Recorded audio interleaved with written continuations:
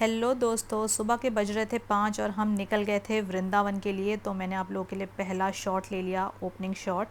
Hi friends, स्वागत है आपका एक नए व्लॉग में। तो जैसा कि मैंने आपको पिछले व्लॉग में बताया था कि बहुत ही जल्द हम कहीं ट्रैवल करने वाले हैं, तो आपको ट्रैवल व्लॉग देखने को मिलेगा। तो अभी बज रहे हैं सुबह के कुछ 5:15 के अराउंड और हम निकल गए हैं और हम जा रहे हैं वृंदावन। एंड ये यहाँ पे कार ड्राइव कर रहे हैं। हेलो बोल दो सबको। हेलो। तो बस निकल चुके हैं हम। अभी नाश्ता रास्ते में देखते हैं, कुछ खाएंगे। सुबह सुबह वैसे भी ज़्यादा भूख नहीं लगती, तो हम अभी फ़िलहाल ऐसे ही निकल गए हैं। और बस वृंदावन जाना आई वुड से कि एक बहुत ही डिवाइन एक्सपीरियंस है। वो एक ट्रिप से कहीं ज़्यादा बड़ी चीज़ है। तो मैं चाहूँगी कि आप लोग व्लॉग में एंड तक बने रहें और हमारे साथ उस जगह को, जो जगह इतनी डिवाइन है, उसके दर्शन करें। तो बने रहिए इस व्लॉग में एंड तक, क्योंकि बहुत इंटरेस्टिंग होने वाला है। आपको बहुत अच्छी चीज़ें देखने को मिलेंगी। और ये देखिए, हमने कुछ नहीं खाया था, जैसा कि मैं जस्ट आपसे कह रही थी। सुबह सुबह भूख नहीं लगती, पर अचानक से हेमेंद्र को बहुत तेज़ भूख लग गई। और हमने एप्पल रखने थे एक्चुअली, पर हम वो पैक करना भूल गए जल्दी में। तो बस अभी हेमेंद्र कुछ स्नैक्स ले रहे हैं, कुछ नमकीन, कुछ cracks, just for that instant hunger.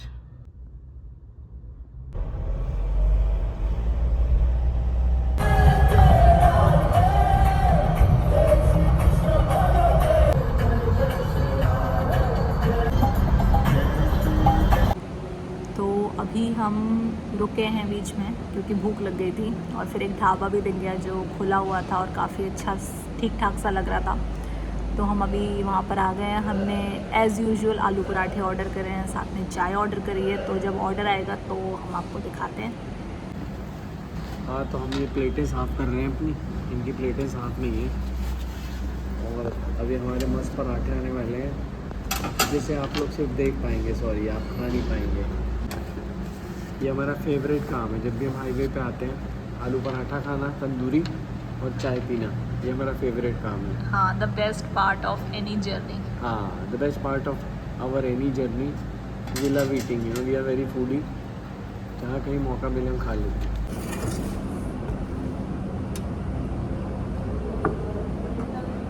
Thank you. तो ये हमारे पराठे आ गए हैं, साथ में है अदरक वाली चाय। मैंने उनसे स्पेशली बोला है कि अदरक डालनी है, तो खुशबू तो आ रही है। तो मैं आपको पीकर बताऊंगी कि अदरक है या नहीं। कैसे है? मज़ेदार।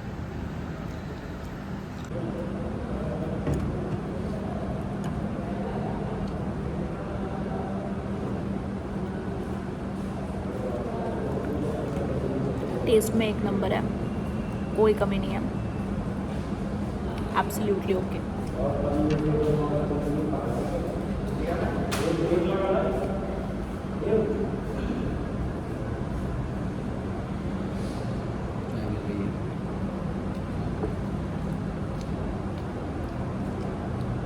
और यहाँ पे पराठे खा के हम निकल गए आगे चलने के लिए, क्योंकि जल्द से जल्द पहुँचना भी था।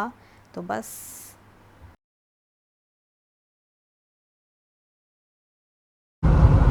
तो अभी हम नाश्ता करके निकल गए हैं। पराठे अच्छे थे, जैसा कि मैंने आपको बताया। Taste was really nice. बहुत अच्छे से आलू स्टफ्ड थे, तो सब कुछ बहुत टेस्टी था। और बाकी हाँ, मन्नत ढाबा मैंने आप लोगों के लिए उसकी रिकॉर्डिंग भी करी कि अगर आप लोग वृंदावन जा रहे हो और इस रास्ते से जा रहे हो तो आप ट्राई कर सकते हैं मन्नत फैमिली ढाबा। बहुत ही रीजनेबल पराठे थे। Reasonable rate I guess 70 rupees ना। हाँ, 70 रुपीज़। हाँ, तो सिर्फ 70 रुपीज़ का तंदूरी आलू पराठा था। Can you imagine? मतलब हमने सोचा था ऑर्डर करने के बाद कि आई गेस 120 या 100 रुपये का तो कम से कम होगा, बट सिर्फ 70 रुपये का था। And it was really nice. So आप ट्राई ज़रूर कर सकते हैं अगर आपको मौका मिले तो।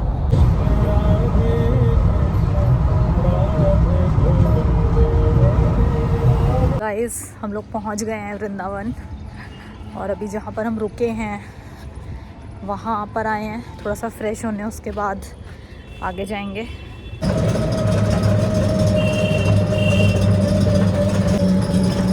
गाड़ी जो है वो पार्किंग में खड़ी कर दी है होटल की, और हम जा रहे हैं ई रिक्शा से। यहाँ पर ई रिक्शा ही सबसे ईजी वे है ट्रैवल करने का। तो से थोड़ी देर में। तो अभी हम जा रहे हैं राधा रमण मंदिर। जी हाँ,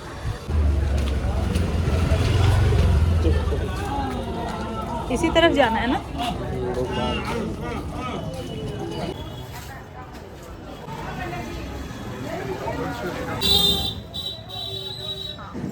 तो मैं कह रही थी हमारे पानी पूरी में फ्री और लिखा है 100 रुपये में भरपेट खाएं।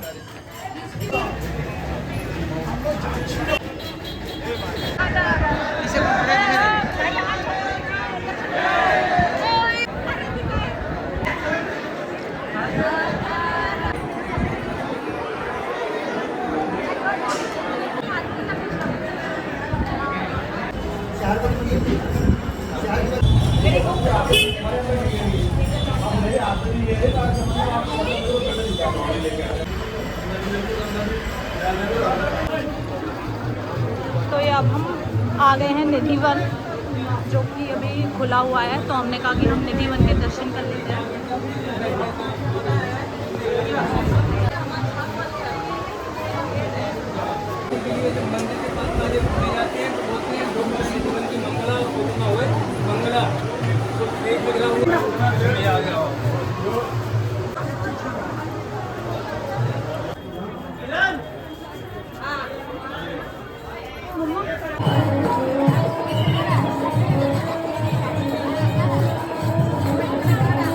तो दोस्तों अभी हम जा रहे हैं पागल बाबा के मंदिर। अभी हमने निधि वन देखा इससे पहले, उससे पहले हम राधा रमण जी के मंदिर गए और अब हम पागल बाबा के मंदिर जा रहे हैं।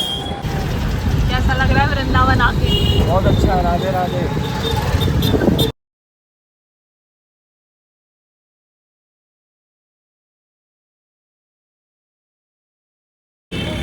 तो दोस्तों हम यहाँ मंदिर तो आ गए थे पर हमें दर्शन करने को नहीं मिला, क्योंकि हम लोग जस्ट 1 मिनट से लेट हो गए। 12 बजे मंदिर बंद होता है और हम 11:59 पर आए और गेट बंद हो गया था। सिर्फ जो एग्ज़िट वाले लोग थे जो ऑलरेडी अंदर थे उन्हें बाहर जाने दे रहे थे। तो अब उन्होंने बोला है कि अब बंद हो गया है, शाम को खुलेगा। एंड आई डोंट थिंक तो हम दोबारा यहाँ घूम कर आएंगे, बिकॉज हमें और भी जगह जाना है।